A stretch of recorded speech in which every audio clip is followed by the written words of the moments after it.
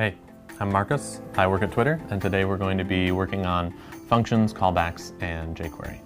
So just taking a look at functions and how you might use them. One example of something simple I might do is I might want to pop up an alert on the screen to show the user some message. If I have a function display that takes a message, I can do anything I want with that message. There happens to be another function we already probably know about, alert, that can display that message. So display is just going to pass through to alert, and when we call display, it shows up. So what can we do with that? One thing we might want to do is greet the user. So we could do that by creating a function called greet.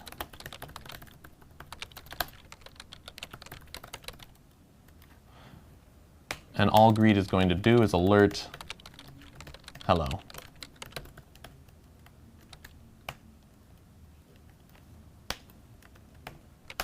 So when we call greet, we get a little prompt. The important thing to think about here is imagining that a function is like a machine. It's something that you can pass around just like any other object. What makes that interesting is when you want to attach that behavior that the function has to some other node. jQuery is a library that gives you selection access to nodes and a great abstraction, a great API for interacting with those nodes. When you see the $ or the word jQuery, those are functions that help you get access to them by providing CSS selectors. Once you have an abstraction object, a jQuery object, interacting with that jQuery object is kind of like directly manipulating the node. I like to think of this sort of like remote controls, right? It's not that I'm actually interacting with the remote control car, it's that I'm interacting with a little device that represents it. So when I push the up button, the car actually moves somewhere. That's a lot what jQuery is like. When you interact with the functions on the jQuery object, those messages are being transformed into real action being taken on the DOM, the document object model. In this case, maybe we want to greet the user whenever they click this large banner up here. We can use jQuery to attach the behavior of that machine to the banner at the top.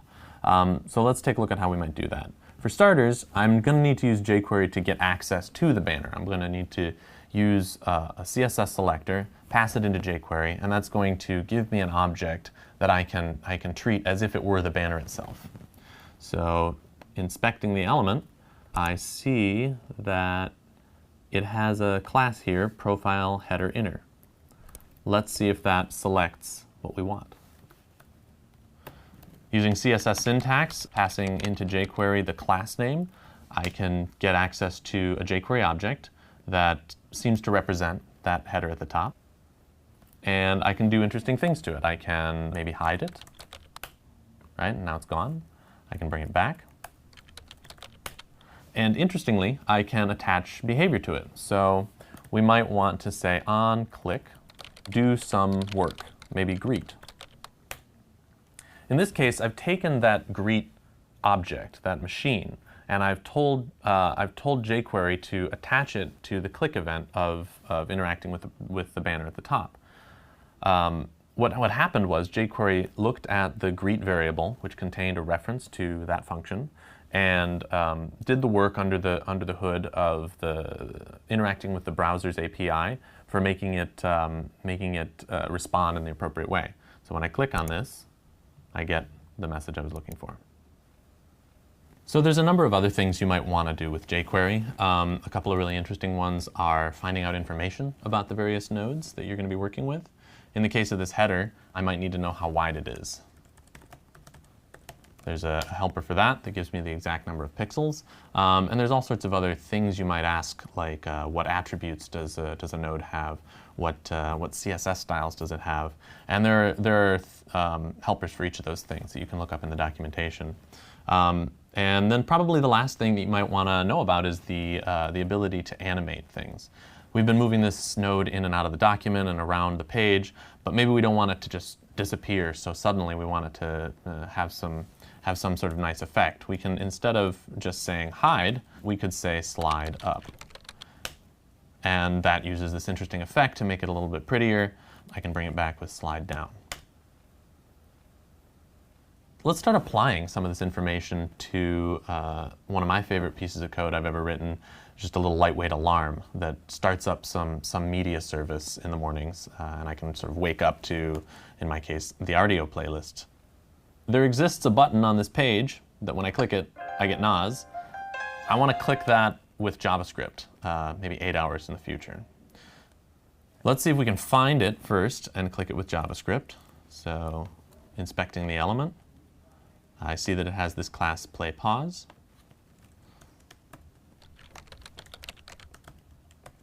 And that gives me back the play button. So of course clicking it starts it up and stops it. With that information, I can use that bit of code in the middle of a scheduled piece of work, a set timeout that will do that in the future. Set timeout is a function that comes with JavaScript that accepts as its input a function and presses the go button on it some point in the future. So let's just do a quick example of that. I'm going to pass in a little function here. This currently does nothing, but I'd like you to read the highlighted part as the definition of a machine. And anything I type in here is going to happen some number of seconds in the future. So let's say 3 seconds. I say 3,000 because it's milliseconds. And in 3 seconds, we see a little pop-up. Instead of alerting hi, I want to find that part of the DOM. So I use jQuery, and I say play pause. And in 3 seconds, I want it to click. Please don't be confused by the fact I'm writing this all on one line. It's kind of hard to read, but the blue part here that I've highlighted is the work that's going to be done 3 seconds from now. Great. Lastly, I want to prompt the user for how long they want to wait. So instead of 3,000 milliseconds, I'm going to say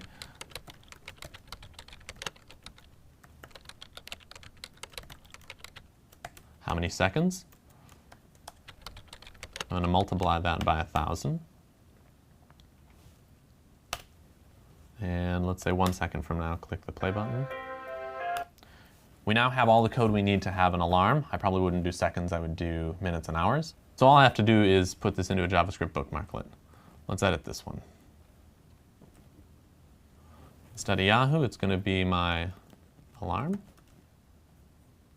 And I'm going to put the code in JavaScript, a JavaScript URL, where I simply say it is JavaScript, and then I paste the code. And one weird little thing is I have to say undefined at the end. Let's try it. 3 seconds.